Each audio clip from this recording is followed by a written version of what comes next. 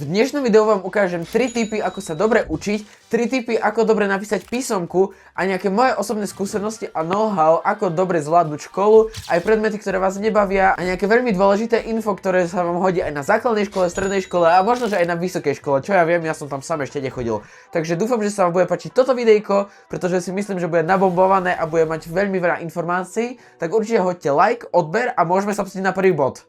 Dobre, takže prvý taký hlavný bod by som povedal je, že urobte si také príjemné prostredie. Urobte si váš obľúbený čaj, zoberte si vodu, vychladte si miestnosť, keď máte radšej nejaké chladnejšie prostredie, aby jednoducho ste si to učenie nejako spríjemnili, pretože keď budete mať iba to učenie a ešte aj niečo iné vás bude hnevať, tak sa nebudete vedieť sústrediť na to podstatné, čo je to učivo. Takže odporúčal by som si zobrať nejakú vec, čo máte radi a tým pádom, keď sa budete učiť niečo, čo úplne neobľúbujete, tak dokopy, keď sa to spriemeruje, tak to bude v podstate v poriadku.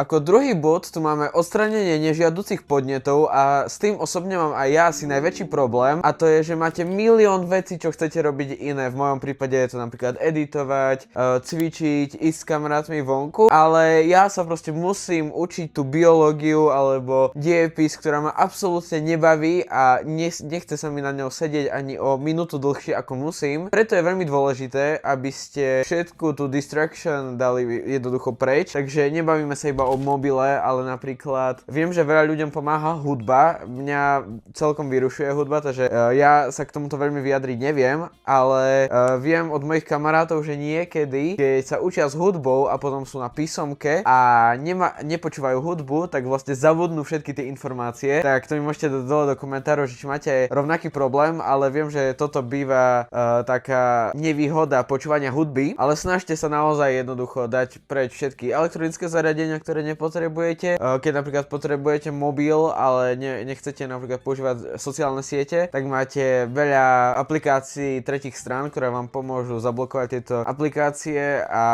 napríklad taká veľmi dobrá je Opal. To vám môžem veľmi doporučiť, to sám používam. A jednoducho skúste sa koncentrovať na jednu vec, ktorú sa musíte naučiť, pretože reálne nestretol som sa s ničím zatiaľ na strednej škole, čo by trvalo dlhšie ako 2 hodiny sa naučiť. Iba to bola moja lenivosť, že som popri tom bol na mobile, alebo som začal pozerať nejaké YouTubeové video, alebo som si pustil napríklad Twitch stream, pretože som myslel, že to je iba niečo také do pozadia, ale potom v realite som sa nedokázal sústrediť ani že vôbec na to, čo som sa učil. A síce vtedy som to vedel, ale potom som to zabudol. Veľmi dôležité, dajte preč všetky vonkajšie zdroje, ktoré nechcete, aby vás ovplyvňovali, pretože vám to môže veľmi skrátiť čas učenia. No a tretí taký bonusový bod by som povedal, že je tvoriť si veľmi pekné a priehľadné poznámky, s čím máme podľa mňa veľký problém, aspoň my, alebo teda nie my, ja mám osobne s tým problém, že veľmi rýchlo píšem a tým pádom nie je veľmi čitateľné po mne písmo. Snažím sa v tom zlepšiť už posledných pár mesiacov, pretože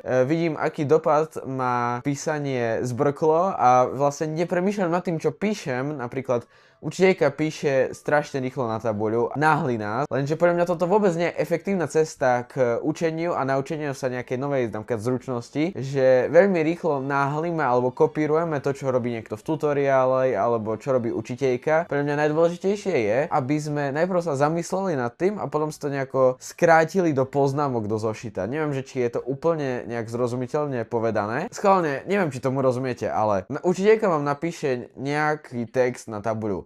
A chápem, že musíte si ho rýchlo prečítať a rýchlo aj zapísať, ale odporúčal by som vám si ho radšej prečítať alebo počúvať učiteľku na hodine. A keď prípadne to nestihnete, nič sa nestane, môžete to vždycky opísať od spolužiaka, ale dôležitejšie je, aby ste tej látke pochopili a potom doma si môžete to spísať nejako pekne, stručne alebo obsiahlo, farebne, s výrazňovačom. Podľa mňa toto je veľmi dôležité, pretože aspoň ja osobne, mne veľmi pomáha, že som na písomke a môžem si predstaviť, že áno, takto nejako vyzerá môj zošit. Tu na zeleno bolo toto napísané, červenou som mal toto zvýraznené a vo výsledku si to takto najlepšie zapamätať. pamätám. Tak toto je asi taký tretí bonusový bod. A teraz sa poďme pustiť na to, že ako dobre písať písomky. A teraz taká krátka reklamná pauza. Zaujímalo vás, kadiaľ mám všetku hudbu a nemám žiadny copyright strike? No tak to je preto, lebo používam Epidemic Sound a veľmi by mi pomohlo, keby ste si zakúpili cez odkaz v popisku, je ich predplatné, aspoň na 1 mesiac, pretože veľmi tým podporíte tento kanál. Takže choďte do popisku, kliknite na ňo a veľmi ma podporíte. Ďakujem. Dobre, tak taká prvá informácia, ktorá by vás mohla zaujímať je, že vlastne prečo by ste ma mali počúvať, však som nejaký chlapec, ktorý má 15 rokov a niečo tu rozpráva do kamery, možno, že ho sleduje 10 ľudí. Prečo by ste ma mali počúvať? Tak povedal by som, že 8 rokov som mal čisté jednotky na základnej škole. Neviem, že či to je úplne úspech, základná škola, buďme si k sebe úprimní, nie je úplne náročná, keď sa aspoň trošku učíte. A teraz na strednej škole, alebo na 5-ročnom gymnáziu, na ktorom som ja, dostal som čisté jednotky a 1 dvojku, čo si myslím, že je dosť dobré, pretože z angličtiny som vlastne dostal jedine dvojku a mal som 88,5% a 90 už je jednotka, takže myslím si, že to je dosť v poriadku. Ja osobne som dobrý na také predmety ako sú napríklad matematika, fyzika, chémia a také predmety ako biológia, geografia, dejepis. To nie je úplne moje, ja nemusím veľmi tieto vysliace predmety, ktoré mne veľmi nič nehovoria, mňa ani to nefascinuje a nebaví ma to učiť. Takže keď sa vidíte v niečom tomto ako ja, tak podľa mňa toto video je pre vás viac ako validné. Druhým bodom, ktorým sám vlastne neviem, že či to je placebo, alebo to reálne funguje, je, že vždycky si dajte niečo sladké pred písomkou, nejakou veľkou, na ktorej vám záleží. Pretože toto mi povedala vlastne pani učiteľka slovenčiny na základnej škole a v 5. ročníku, keď sme písali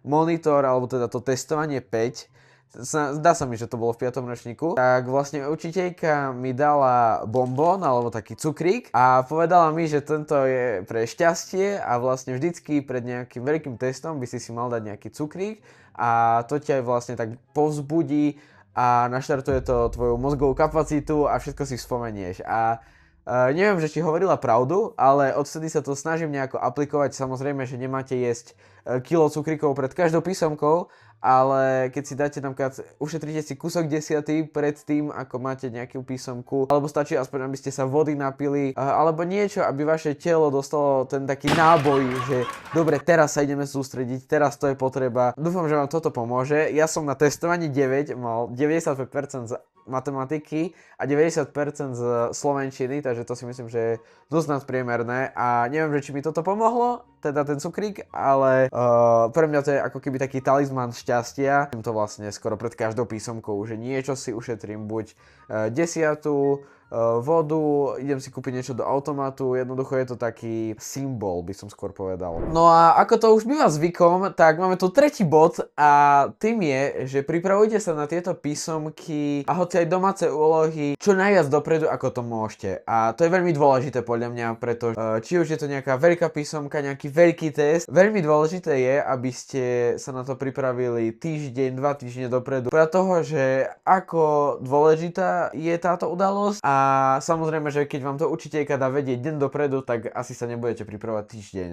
Ale mne veľmi pomáha, keď máme nejaké dlhodobejšie projekty, písomky, testy, takže vlastne sa to naučím kľudne aj týždeň dopredu. Potom 3-4 dní tomu nechám úplne, že neučím sa to, neopakujem si to, v podstate to ako keby zabudnem, ale mám to niekde v hlave.